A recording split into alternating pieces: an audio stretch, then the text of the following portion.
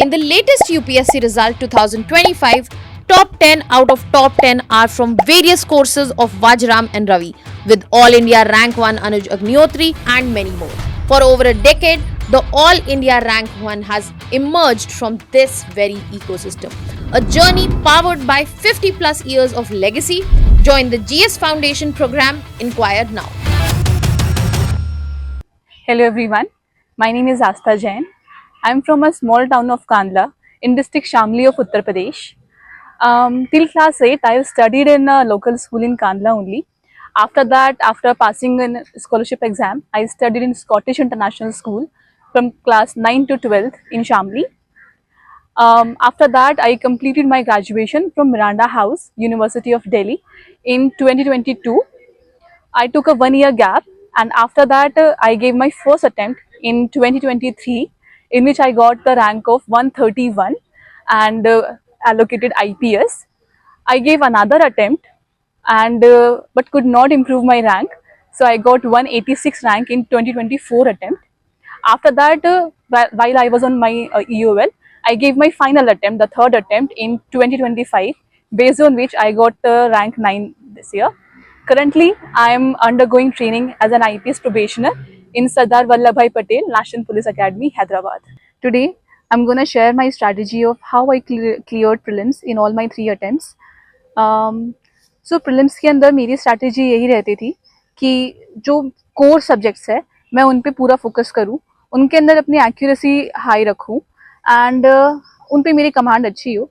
तो basically core के अंदर polity, geography, history, eco environment, ये सब चीज़ इनका थोड़ा पार्ट आता है. तो लक्ष्मीकांत के लिए मेरा एक ही सोर्स था, पॉलिटी के लिए मेरा एक ही सोर्स था लक्ष्मीकांत, एंड मैं उसको काफ़ी रिलीजियसली करती थी हमेशा. मल्टीपल रिविजन्स भी मैं उसके करती थी and I use to ensure कि जो मेरे मॉक्स है उसमें मेरी पॉलिटी की एक्यूरेसी काफ़ी हाई रहे, एज हाई एज 95%. फिर ज्योग्राफी के लिए मैं सिर्फ NCERT फॉलो करती थी एंड इंश्योर करती थी कि जो NCERT के क्वेश्चंस अगर आ रहे हैं एंड जो मेरी अंडरस्टैंडिंग है NCERT के बेसिस पे, मैं क्वेश्चंस ज्योग्राफी के उससे सॉल्व कर लूँ. हिस्ट्री के लिए जो मॉडर्न हिस्ट्री है उसके लिए स्पेक्ट्रम में करती थी एंड एंशिएंट मिडिवल के लिए any good source is good, because उसमें क्या कैवेट रहता है, एंशिएंट मिडिवल के अंदर नॉलेज बहुत सारी है, फैक्ट्स बहुत सारे हैं, सब याद करना नहीं होता है. उसमें PYQs हमें हेल्प करते हैं कि थीम्स पकड़ने में, कि इन थीम्स को हमें पढ़ना है, इन थीम्स पे हमें अपनी डेप्थ लानी है. तो उसके लिए कोई भी अच्छा सोर्स मार्केट में लाइक सही रहता है. मैं उड़ान कभी कभी रेफर करती थी, कभी अपने खुद के नोट्स भी थे मेरे, तो उसी के बेसिस पे मेरा एंशिएंट मिडिवल होता था. इन्वायरमेंट के लिए मैंने अपने नोट्स खुद के बनाए थे, बस 3 या 4 चीज़ों के मैंने बनाए थे कि स्पीसीज के बारे में जितनी भी इंफॉर्मेशन होती है, कौन कौन सी स्पीसीज इंडेंजर्ड है, एक्सटेंट है, थ्रेटन्ड है, कौन कौन से हैबिटेट में वो पाई जाती है. Second, national parks, tiger reserves वगैरह इंडिया के, एंड उनको मैं मैप्स पे भी करती थी पूरा प्रिपेयर. थर्डली, फिर वो जो एक्ट्स एंड रेगुलेशंस रहते हैं बोथ इंडिया में और बाहर के जितने भी इनिशिएटिव्स वगैरह है इन्वायरमेंट को लेके, इसी के मैंने 3 अलग अलग डॉक्यूमेंट्स बना लिए थे. उसके अलावा मैं ज़्यादा इन्वायरमेंट में और प्रिपेयर नहीं करती थी. हाँ, करंट अफेयर पार्ट के लिए आप PT वगैरह रेफर कर सकते हैं, कोई भी मैगजीन वगैरह सही रहती है थोड़ा बहुत कवर करने के लिए. इकोनॉमिक्स का मेरा इकोनॉमिक्स में भी सिर्फ 2 ही पार्ट होते हैं. एक जो एकदम कोर अंडरस्टैंडिंग बेसिस पे इकोनॉमिक्स आती है, फॉर एग्जांपल इन्फ्लेशन पे कि इन्फ्लेशन बढ़ा तो क्या कम होगा, इस टाइप से, SLR, CRR, इस टाइप से.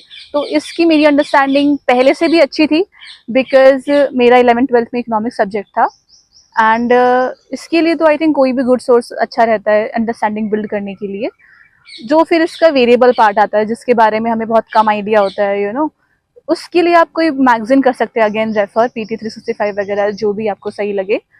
उस पर मैं थोड़ा सा इतना फोकस नहीं करती थी, अपनी कोर अंडरस्टैंडिंग को मैं बिल्ड करती थी इकोनॉमिक्स के अंदर भी. Then maps are very important. India के मैप्स एंड वर्ल्ड के, इंडिया के मैं बहुत डिटेल में कर लेती थी, जैसे कि मैंने बताया कि टाइगर रिजर्व, नेशनल पार्क्स वगैरह. देन ज्योग्राफी के मैंने अपने खुद के मैप्स भी बनाए हुए थे नोटबुक के ऊपर, डिफरेंट थीम्स पे, जैसे mountains of India and different ये मैंने पूरा किया था. Maps are very important, world के भी और इंडिया के भी. तो बेसिक अंडरस्टैंडिंग तो हमें होनी ही चाहिए मैप की. मैप के लिए गुड सोर्स, लाइक मैंने अपने फ्रेंड से सुना है कि वो गुज्जर सर वगैरह की वीडियोस देखते थे.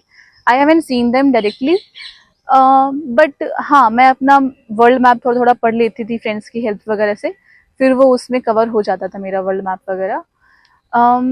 एकदम बहुत डिटेल में भी नहीं जाना है वर्ल्ड मैप के अंदर, कि ऐसा ना हो कि हम मास्टरी ले ले, बिकॉज उतनी भी हेल्प नहीं आती है फिर। इसके अलावा फिर जो सेकेंड पार्ट होता है, अगर हम कोर को हटाए और वेरिएबल पार्ट की बात करें, जो एकदम रैंडम क्वेश्चन आ जाते हैं या फिर जो करंट अफेयर से क्वेश्चन आ जाते हैं, तो अगर हम करंट अफेयर की बात करें तो मैं मंथली मैगजीन्स या फिर न्यूज़पेपर नहीं पढ़ती थी इतना ज़्यादा। मुझे लगता था कि उसमें इनपुट आउटपुट जो कॉस्ट है और जो रेशियो है वो बैलेंस नहीं है।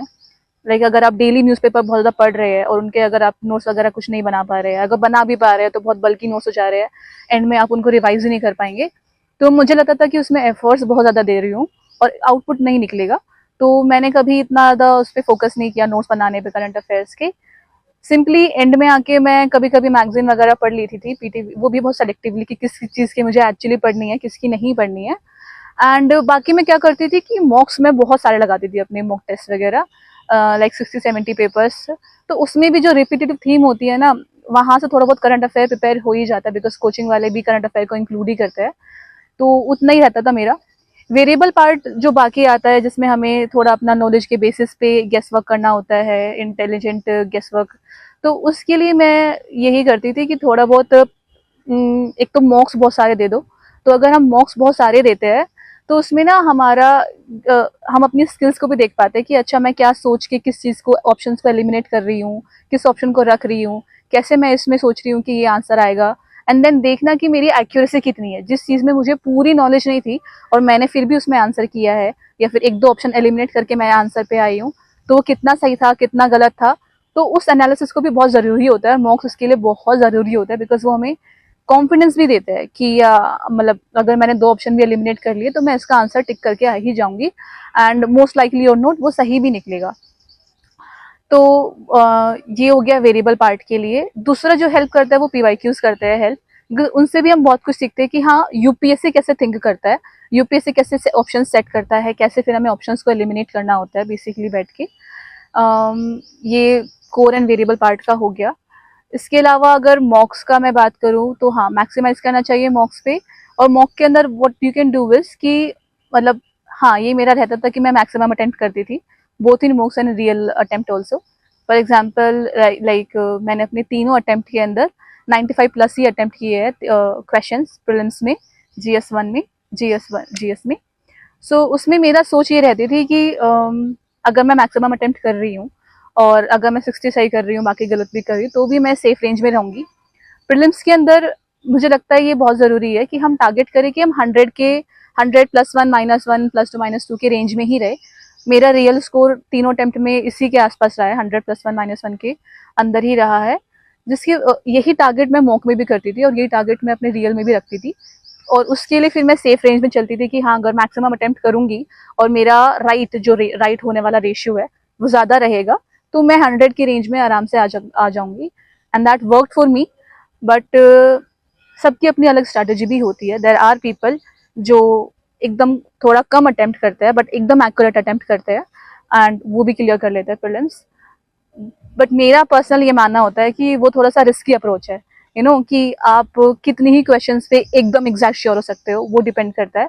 तो बेटर इज कि हम अपने मॉक्स के अंदर मैक्सिमम अटेम्प्ट वाली स्ट्रैटेजी को अपनाएं, ताकि हम रियल के अंदर भी फिर मैक्सिमम अटेम्प्ट करके आ सके। 90 plus is a safe range, 90 plus तो अटेम्प्ट मुझे लगता है कि करने चाहिए।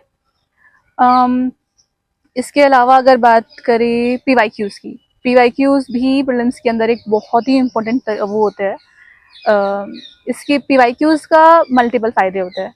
फर्स्टली, जब हम पहली बार पीवाईक्यूज करते हैं तो हम अपना नॉलेज पार्ट भी चेक कर सकते हैं कि जो हम पढ़ रहे हैं क्या वो रेलेवेंट भी है, क्या वो पीवाईक्यूज में पूछा भी गया है, तो उसमें वो हेल्प करता है।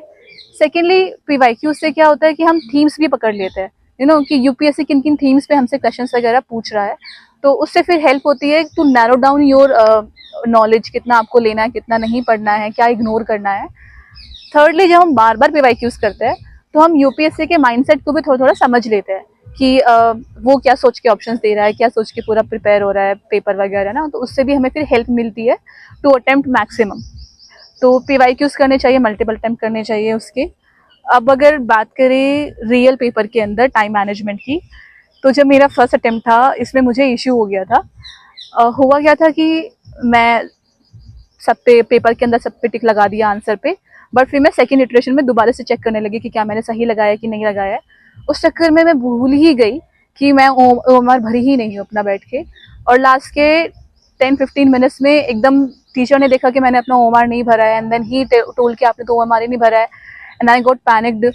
मैंने फिर 15 मिनट के अंदर भर दिए थे मैक्सिमम, आई थिंक 98-99 मैंने अटेम्प्ट किया था उस टाइम पे, बट बिकॉज मैंने इतना पैनिक में अटेम्प्ट किया था तो मैं 2-3 आंसर्स जो कि बिल्कुल सही भी थे वो गलती करके उसमें गलत सर्कल मैंने भर दिया था।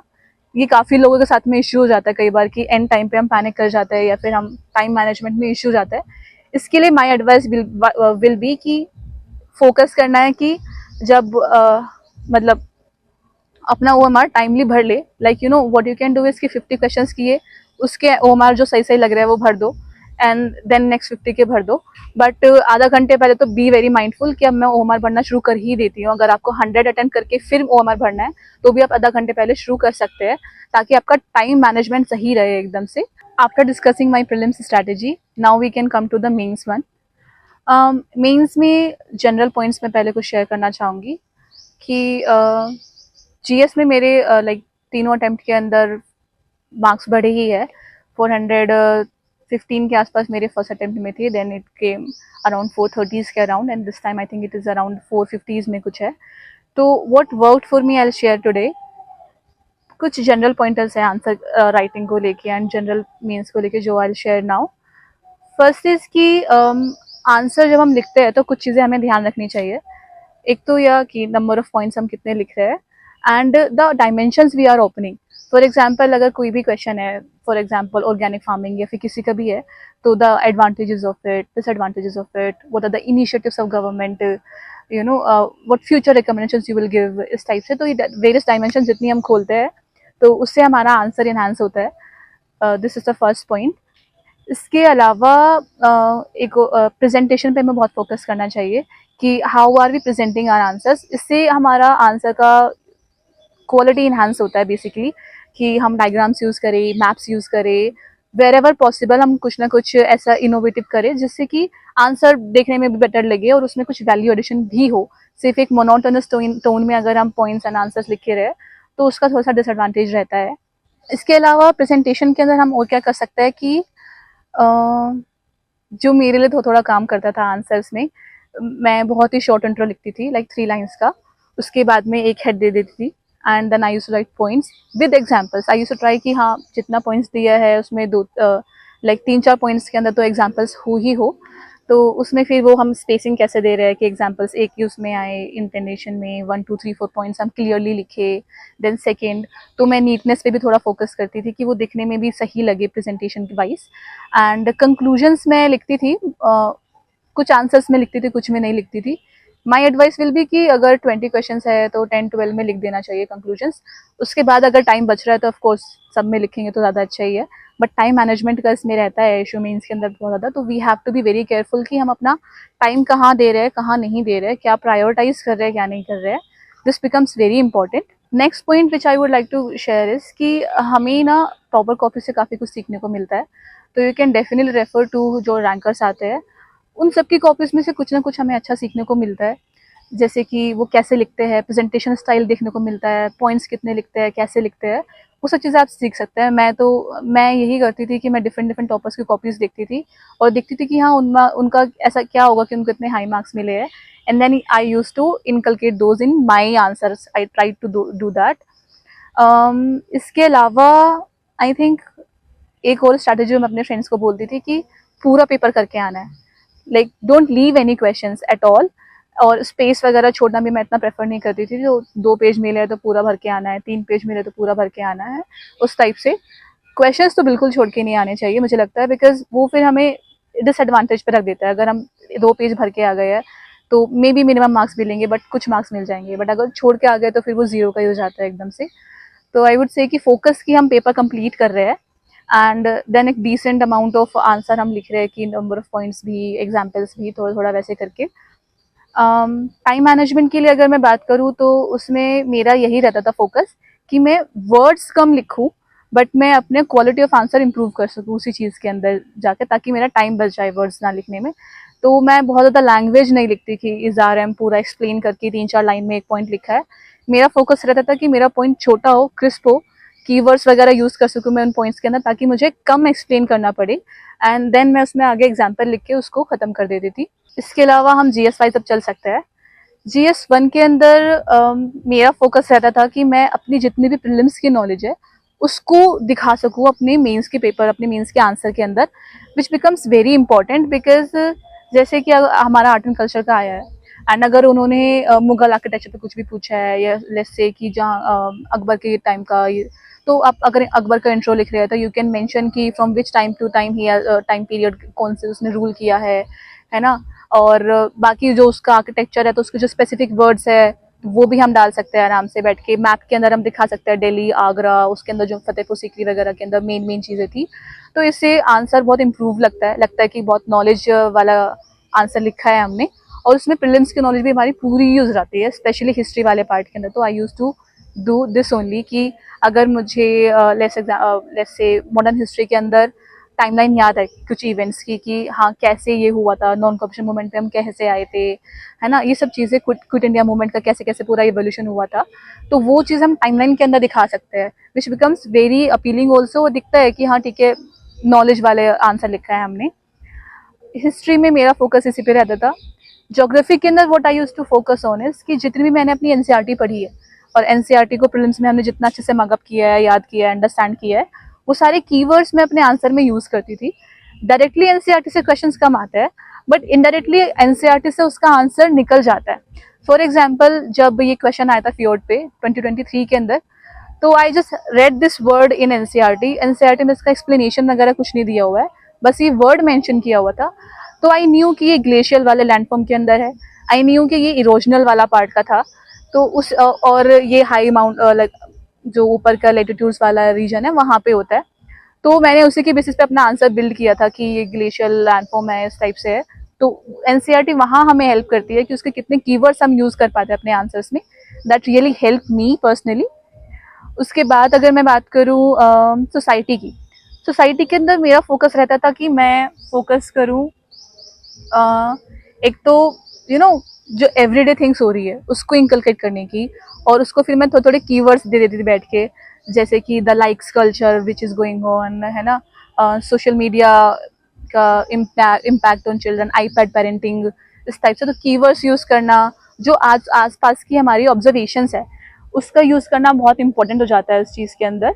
तो और अच्छा भी लगता है, अपना आंसर लगता है कि हाँ इसको सोसाइटी की अंडरस्टैंडिंग है, और उसी के बेसिस पे हम एक आंसर लिख रहे हैं। तो मैं उसमें यही फोकस करती थी कि एग्जाम्पल्स भी मेरे करंट से रिलेटेड ही हो। जैसे कि अगर मैं लिख रही हूँ कि बच्चों पे सोशल मीडिया का इम्पैक्ट कैसे, कितने यूथ पे क्या आ रहा है, क्या नहीं आ रहा है, तो आई टू फोकस कि हाँ कैसे ये इन्फ्लुएंसर कल्चर और the shows like Kardashians family and all that, and how youth try to imitate them, and then हमारा ये मटीरियलिस्टिक कल्चर बढ़ता है। तो देयर आर सर्टेन वर्ड्स जो हर जगह फिट हो जाते हैं। इंडिविजुअलिज्म राइज कर रहा है, मटीरियलिस्टिक टेंडेंसीज इंडिया में बढ़ रही है, ग्लोबलाइजेशन का इम्पैक्ट क्या हो रहा है, इस टाइप से। तो these words you can find out anywhere, you can use ChatGPT also. तो मैंने इस बार यूज़ किया था थोड़ा सा ChatGPT नए नए वर्ड्स निकालने के लिए, and I try to include that in my society answer, because society के अंदर अंडरस्टैंडिंग एंड यूनिक एग्जाम्पल्स वगैरह काफ़ी अच्छे लगते हैं। वही मेरा फोकस था। GS1 में तो यही था मेरा। GS2 पे अगर मैं आऊँ तो GS2 में मुझे हेल्प अपने ऑप्शनल से मिलती थी, बिकॉज मेरा PSI ऑप्शनल है, तो उससे डायरेक्टली थोड़ा थोड़ा हेल्प तो मिलता ही था पॉलिटी के अंदर, to get the basic understanding कि हाँ गवर्नर की पावर्स हो गई है, प्रेसिडेंट की, तो ये सब चीज़ें उससे हेल्प मिलती ही है ऑप्शनल से अपने। सेकेंडली लक्ष्मीकांत का फिर काफ़ी हेल्प मिलती थी, बिकॉज हम आर्टिकल्स वगैरह वहाँ से याद कर लेते हैं, और जो बेसिक उनकी पावर्स वगैरह होती है, क्लैरिटी हमें लक्ष्मीकांत से मिली जाती है, तो उससे भी पॉलिटी वाले पार्ट में काफ़ी हेल्प मिलती है। Third thing then I focused on is कि जो Madhav Agrawal sir last year topper थे, तो उनकी अप्रोच काफ़ी अच्छी थी JCAB वाली। ही यूज्ड टू टेल कि judgements, committee, articles and the best practices, इनको हम अपने आंसर्स में इंक्लूड करें तो वैल्यू एडिशन काफ़ी अच्छा हो जाता है। And I specifically focus this on in this attempt कि मैं हाँ आर्टिकल्स यूज़ करूँ, जजमेंट्स यूज़ करूँ जहाँ पे मैं कर सकती हूँ, एंड बेस्ट प्रैक्टिसेस अगर कहीं पे मुझे मिल जाए और कहीं पे मैं लिख सकूँ तो वो मैं ट्राई करती थी इंक्लूड करने का। इसके अलावा पॉलिटी के अलावा अगर हम बात करें आईआर की, तो definitely again what help me is my optional, कि क्योंकि उसमें मेरी अंडरस्टैंडिंग बिल्ड हो जाती थी।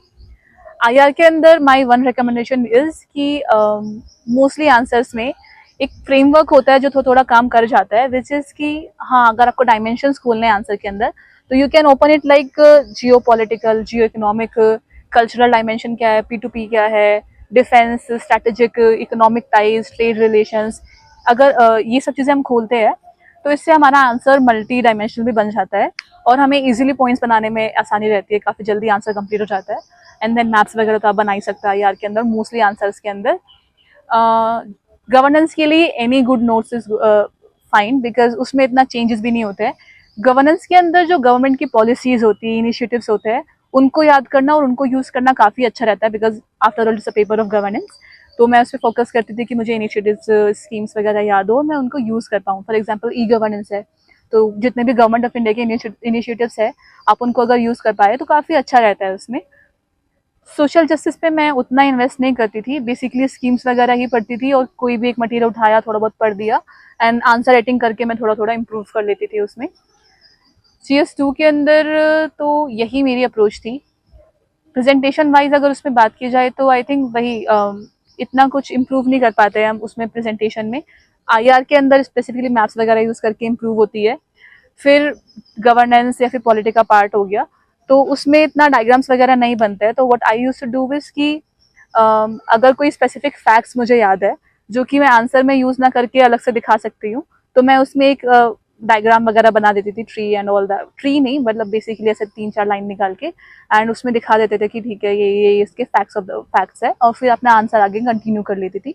तो उससे थोड़ा नॉलेज का दिखता था कि हाँ ठीक है, इन्होंने अपना, इनको पता है, इन्होंने लिख दिया है उस चीज़ को, तो उससे क्वालिटी ऑफ आंसर एनहांस होती थी। GS3 के अंदर इफ़ आई कम, वो मेरे लिए भी थोड़ा टफ रहता था क्रैक करना कि what actually works and what actually doesn't work.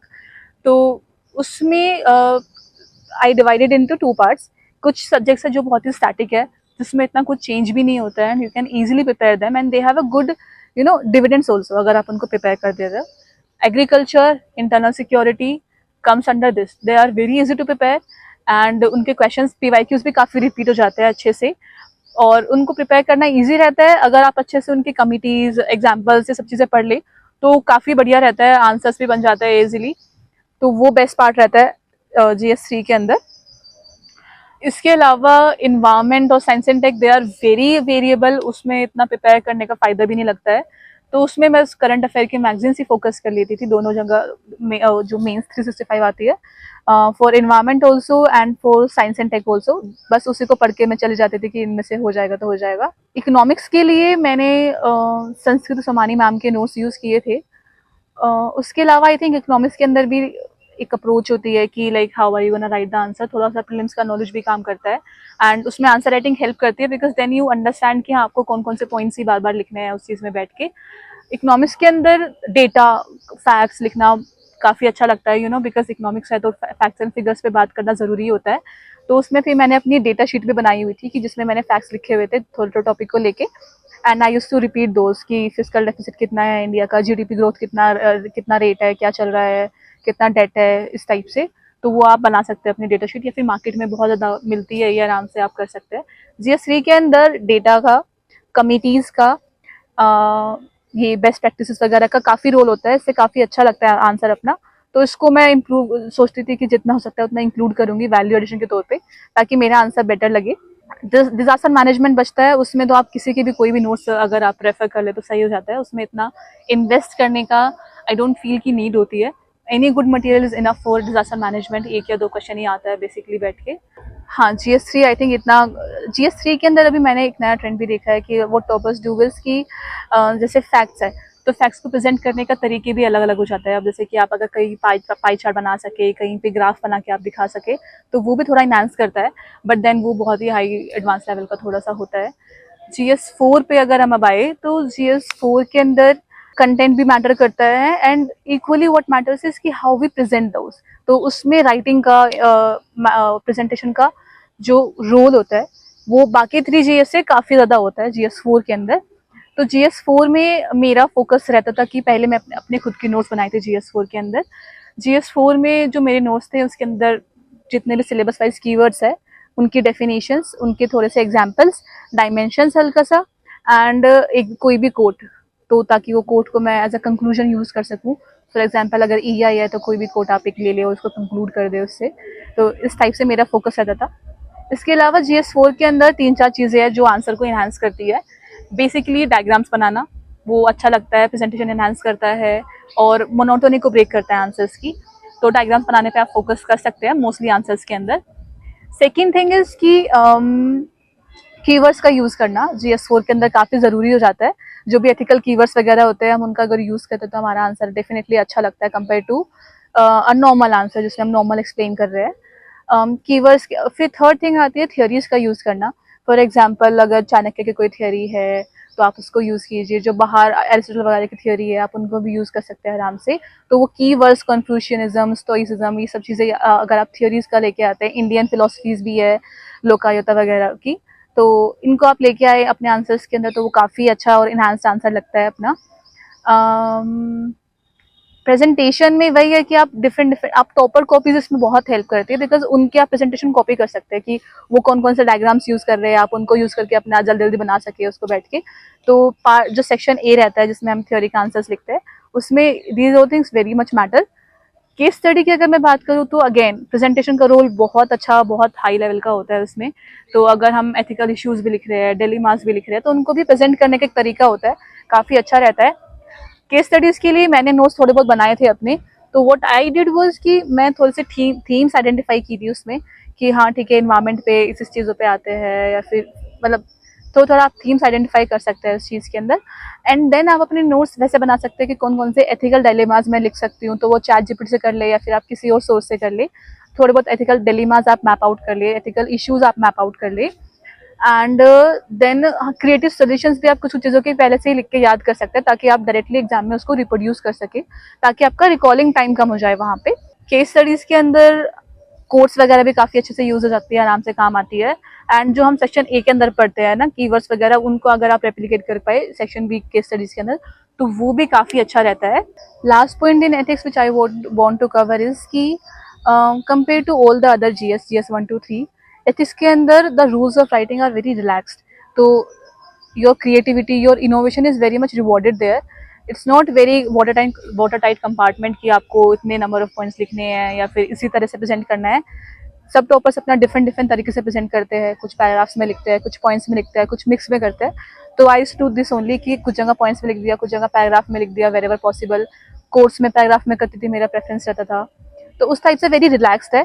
तो उसमें ना अपना इनोवेशन काफ़ी, वो क्रिएटिविटी काफ़ी रिवॉर्डेड होती है वहाँ पे। जितना आप इनोवेटिवली प्रेजेंट कर सके अपनी नॉलेज को उतना अच्छा लगता है। In the end I would like to tell about certain myths which I have found in UPSC preparation, and I would like to suggest some points on how to simplify your UPSC prep. First myth is too much focus on current affair. I find कि हमें पूरी preparation के दौरान अपना input output ratio को balance करना चाहिए, और हमें हर चीज़ जो भी हम कर रहे हैं उसमें ये सोचना चाहिए कि क्या कितना मैं इनपुट दे रहा हूँ, कितना इसका आउटपुट आ रहा है, is it even worth it to do something. For example I have seen people making notes of newspaper. तो अगर हम न्यूज़पेपर्स के डेली नोट बनाने लग रहे हैं तो 1 घंटा पढ़ने में लग रहा है, मान लीजिए आधा घंटा नोट्स बनाने में लग गया, 1.5 घंटे आप डेली दे रहे हैं, फिर उन नोट्स को रिवाइज भी नहीं कर पाते एंड में आके हम, बिकॉज वो बहुत बल्कि हो जाता है। ऐसे में उसका रेशियो आपका बहुत कम हो गया, बिकॉज आपको याद तो रहेगा नहीं बाद में अगर आप रिवाइज नहीं कर रहे हैं तो मेरा फॉर्मूला यही रहता था, जिस चीज़ को मैं एंड में रिवाइज नहीं कर पाऊंगी उस चीज़ को मैं पढ़ने का इतना रखती नहीं थी, काफ़ी कम रखती थी। उसके अलावा सेकंड जो मिथ मुझे लगता है UPSC प्रेप में, इट्स की काफ़ी लोग बोलते हैं कि फर्स्ट अटेम्प्ट में तो नहीं होता है, पहले तो आप ट्रायल करते हैं, सीखते हैं, फिर सेकंड थर्ड अटेम्प्ट में जाके आपका होता है। ऐसा नहीं है। फर्स्ट अटेम्प्ट के अंदर भी अगर आप अपना सिंप्लीफाई रखें और अच्छे से अपना मतलब फोकस क्लियर रखें, सोर्सेज डिफाइन करें कि हाँ यही सोर्सेज मुझे पढ़ने हैं, तो उससे आपका प्रोसेस बहुत सिंप्लीफाई हो जाती है। एंड फर्स्ट अटेम्प्ट में क्लियर करना भी फिर इजी हो जाता है अगर आप क्लियर है अपने माइंड के अंदर कि हाँ मुझे इन चीज़ों पे फोकस करना है, ऐसे ऐसे करूँगा तो ये हो जाएगा, और उससे क्लैरिटी बनी रहती है अपनी। थर्ड है रिगार्डिंग सोर्सेज ओनली।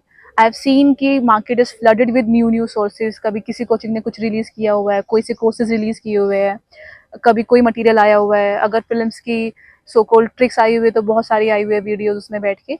तो उसमें आई वुड से कि बी वेरी श्योर कि आपको क्या चाहिए क्या नहीं चाहिए। My friends use to recommend कि ये नया सोर्स आया है, बहुत अच्छा है, इस चीज़ के लिए अच्छा है, बट मैं अगर लगता था कि इसकी यूटिलिटी नहीं है या फिर मुझे ज़रूरत नहीं है, मैं क्लियर हूँ, तो मैं इतना यूज़ नहीं करती थी फिर इन चीज़ों को। इसमें आई वुड ऑल्सो से कि डिफरेंट डिफरेंट टॉपर्स ने भी डिफरेंट डिफरेंट तरीके से क्लियर किया है, और वो सारे ही तरीके सही है क्लियर करने के। What you should focus on is कि आपके लिए क्या चीज़ वर्क कर रही है, क्या चीज़ वर्क नहीं कर रही है, कौन से टॉपर से आपको क्या सीखना है, क्या आपके लिए वर्क कर रहा है, वो आप चूज करें, एंड बाकी चीज़ों को फिर साइड हटा के अपना उस पर फोकस करें, एंड उसी पे फिर अपना आगे बढ़े आप आराम से। तो वो चीज़ इंपॉर्टेंट होती है। Third myth I think is about कि नोट्स बना लेते हैं बहुत अच्छे, फिर लिखेंगे, पहले नोट्स पूरे कर लेते हैं फिर लिखेंगे। उससे होता क्या है कि एग्जामिनर को तो नहीं पता है कि आपने इतना ज़्यादा पढ़ा हुआ है, आपके पास इतनी नॉलेज है, वो उनके पास चेक करने का एक ही तरीका है, and that is your copies. तो मैंने अपना फोकस बहुत ज़्यादा आंसर राइटिंग पे ही किया था, इतना कि फर्स्ट अटेम्प्ट के अंदर तो मेरे पास कोई भी डेफिनेट नोट्स नहीं बने हुए थे मेंस के अंदर। मैं अपने आंसर राइटिंग से ही मेनली इंप्रूव करती थी। बहुत शॉर्ट नोट्स थे मेरे पास जो मैं बाद में यूज़ करती थी पढ़ने के लिए, कीवर्ड्स वगैरह जिसमें थे, बट ऐसे प्रॉपर पूरा बल्कि नोट्स मेरे पास कभी भी नहीं हुए हैं एज सच। तो मैं फोकस करती थी कि मैं जितना आंसर राइटिंग करूंगी, जितना उसमें इंप्रूव करूंगी, तो वहाँ से ही सीखती रहती थी, और मेरी आंसर राइटिंग स्किल्स काफ़ी अच्छी हो गई थी, जिसकी वजह से जीएस में मुझे हमेशा काफ़ी रिवॉर्डिंग मिला है उस चीज़ को लेके। Then one advice which I would like to give is कि always think from the point of view of examiner। उनके पास एक कॉपी चेक करने का बहुत वक्त नहीं मिलता है, ऐसा नहीं है कि वो आधा घंटे में आराम से बैठ के आपकी कॉपी चेक कर रहे हैं, एक पॉइंट पढ़ रहे हैं, ऐसा नहीं है। तो बहुत कम टाइम में उनको आपकी कॉपी चेक करनी है, तो वो कौन कौन से बेसिस पे, कौन कौन से क्राइटेरिया पे आपकी कॉपीज चेक कर लेंगे ताकि उनकी कॉपी जल्दी चेक हो जाए, वो उस थॉट ऑफ उस प्रोसेस से आप सोचेंगे, तो आपको अपने आंसर्स खुद जज करना आ जाएगा कि हाँ ठीक है, अगर मैं पॉइंट्स में लिख रहा हूँ तो it's easy for him to see ना कि इनको पता है, इन्होंने ये पॉइंट्स लिख दिया। कीवर्ड्स यूज करने का भी फिर यही पॉइंट रहता है कि उनको जल्दी जल्दी दिख जाएगा, तो जल्दी जल्दी वो चेक कर देंगे। डायग्राम्स वगैरह से लगता है कि हाँ ठीक है, it's a good copy, it's a topper copy, something like that. तो उससे हमेशा अपने माइंड में यही रखे, बैक ऑफ द माइंड, जब भी आप अपनी कॉपीज को खुद देख रहे हैं, कि हाँ एज एन एग्जामिनर अगर मैं चेक करूंगा तो will I find it appealing और not, will I find it worthy of giving marks और नॉट। तो वो एक फोकस काफ़ी अच्छा रहता है। पेपर कंप्लीशन करना अनदर एडवाइस कि कंप्लीट करके ही आए। I have seen many people जो क्वेश्चन छोड़ के आ जाते हैं, बट कंप्लीट करना is a like it increase your probability of clearing mains at least. Then the myth about coachings की इट्स अ कंपल्सरी थिंग कि अगर आप कोचिंग नहीं किया है तो नहीं होगा, इस टाइप से। मैंने मेंस की कोई भी कोचिंग वगैरह नहीं किया है, प्रीलिम्स की नहीं किया है, तो मुझे कभी as such as a need नहीं लगी थी, बिकॉज अभी तो ऑनलाइन मटीरियल वगैरह भी इतना ज़्यादा है कि आप वहाँ से ले सकते हैं आराम से। जैसे प्रीलिम्स के टेस्ट पेपर्स हुए तो I used to find it easily anywhere, उठाया, पेपर सॉल्व किया, चेक किया, अपने अकॉर्डिंग इवैल्यूएट कर लिया। बिकॉज मार्केट के अंदर इवैल्यूएशन उतना, जैसे मेंस के अंदर अगर हम बात करें आंसर राइटिंग की कॉपीज़ की, तो उतना भी अच्छा इवैल्यूएशन बाहर अवेलेबल नहीं है जितना आपके पीयर्स कर सकते हैं, जितना आप खुद कर सकते हैं, जितना आप टॉपर्स कॉपी देख के अपना आपको इवैल्यूएट कर सकते हैं। तो if you are not able to afford a coaching की अगर आपको करना ही है, तो इट्स नॉट कंपल्सरी कि करना ही है वहाँ पे जाके। आप खुद से प्रिपेयर कर सकते हैं आराम से, खुद से चेक भी कर सकते हैं अपने आंसर्स। यूज़ योर पीयर्स, उनकी हेल्प लो। तो मैं तीनों अटेम्प्ट में मेरे फ्रेंड्स के साथ में प्रिपेयर किया था, तो काफ़ी अच्छा रहता है उनसे कि वो मेरी कॉपी पे फीडबैक्स दे रहे हैं, मैं उनकी कॉपीज़ पे फीडबैक्स दे रही हूँ। वी बोथ आर लर्निंग की, वी आर बोथ आर डिसिफरिंग की टॉपर्स ने क्या किया है, कैसे किया है, क्या हेल्प किया है, and that really help. Then next advice which I would like to give is कि मेरा इस अटेम्प्ट के अंदर बाकी 2 अटेम्प्ट से क्या डिफरेंट रहा था, या फिर क्या इम्प्रूव किया मैंने, कैसे किया। तो अगर मैं जीएस की ही बात करूँ तो उसमें जो मुझे लाइक मैंने अपनी पिछली 2 अटेम्प्ट की कॉपीज़ वगैरह और अपनी स्ट्रैटेजी एनालाइज की, तो हर पेपर के अंदर जीएस 1 2 3 4 के अंदर आई रियलाइज़ कि हाँ एक दो चीज़ें हैं जो बहुत माइन्यूट है, जो मेरी कॉपी के अंदर लैकिंग है। फॉर एग्जांपल वैल्यूएशन वगैरह, जैसे कि मैं आर्टिकल्स बहुत कम याद कर पाती थी, तो आर्टिकल्स नहीं है मेरे आंसर्स के अंदर, है ना। और जैसे एथिक्स के अंदर मैं डायग्राम्स कम बनाती थी बहुत ज़्यादा, फिर थियरीज बहुत कम यूज़ कर रही थी। तो मैं उनको देखती थी कि हाँ ठीक है, ये चीज़ें मुझे इस बार इंक्लूड करनी है, and then I focus on that. तो what I would say is कि जिन्होंने मल्टीपल अटेम्प्ट्स दे दिए है, फिर जिन्होंने जिनको देखना है कि how can I further improve, उनके लिए आई वुड से कि हाँ अपनी कॉपी को एनालाइज कीजिए, कि फिर टॉपर्स कॉपी को एनालाइज कीजिए कि हाँ he use this, he do this. जैसे कि I learn a lot from Madhav Agrawal sir कि हाँ उन्होंने क्या किया है, कैसे चेंज किया है, क्या क्या चीज़ें इंक्लूड की है, तो that really help to improve my answers also. इसके अलावा तो आई डोंट थिंक कि there is anything else. Interview की अगर बात की जाए तो उसमें दो तीन चीज़ें ही है which I can tell you. One is कि हाँ, वहाँ पे अपनी understanding of topics specially the current affairs much more needed. तो उसके लिए definitely newspaper is a good source. आप डेली पढ़ेंगे तो आपको पता चलेगा कि हो क्या रहा है दुनिया में, आपके खुद के ओपिनियंस भी बिल्ड होना शुरू होंगे फिर उस चीज़ के ऊपर। Second then I feel like more important is YouTube. YouTube पे करंट अफेयर को लेके या फिर अगर हमें किसी भी टॉपिक की कोई अंडरस्टैंडिंग चाहिए तो काफ़ी अच्छा सोर्स यूट्यूब रहता है। तो उसमें definitely I use to focus on many like channels. मैं उनको सुनती थी आराम से बैठ के, कड्डा क्लटर हुआ, पलकी शर्मा वगैरह। These all are good sources, you can find out on YouTube easily. इसके अलावा अपना डैफ प्रिपेयर करना is very important because that is one thing which you are giving to the examiner कि आप इसमें से तो पूछ ही सकते हैं मुझसे। तो हाँ, उस पर अपने नोट्स बना सकते हैं, सिंप्लीफाई रखिए उस चीज़ को भी। बहुत ज़्यादा डैफ भरना भी बेकार होता है, बहुत कम करना भी रिकमेंडेड नहीं है। तो पॉइंट्स रखिए जो भी आपको लिखने हैं उसके अंदर, जो भी आपको एंट्री 7 में भरना है, and then start preparing those also. सबसे ज़्यादा इम्पोर्टेंट है आपकी स्पीकिंग स्किल्स बिकॉज आप वहाँ बैठ के उनसे कॉन्वर्सेशन करने वाले हैं। तो be very natural, be very confident. It's not like the myth is कि इंग्लिश अच्छी होनी चाहिए, दिस इज़ नॉट ट्रू। जो मुझे लगता है कि आप जितना कंफर्टेबल है, जितना कॉन्फिडेंट है और जितना क्लियरली अपने अपने ओपिनियंस को, अपने थॉट प्रोसेस को आप कम्युनिकेट कर पा रहे हैं, उतना आपके लिए अच्छा होता है।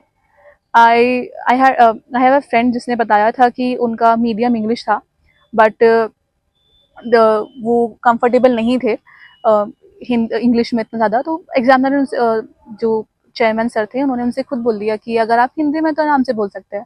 फिर उन्होंने अपना पूरा इंटरव्यू हिंदी में दिया, काफ़ी अच्छे से, काफ़ी कॉन्फिडेंटली दिया, अच्छे अच्छे आंसर्स दिए। तो then this help lot and good, उनको अच्छे मार्क्स भी मिले थे फिर बाद में। तो ऐसा नहीं है कि लैंग्वेज का कमांड होना चाहिए, but what is more important is कि आपकी क्लैरिटी कैसी है, आपकी ओपिनियन कैसे है, कितना एजुकेटेड है, एंड वो सब चीज़ें इंटरव्यू में काफ़ी मैटर करती है। सो this is how I conclude my strategy. I hope you find it useful and it helps you. I would recommend ki whatever you find useful, take that. Whatever you find ki this is not gonna work for me, leave that.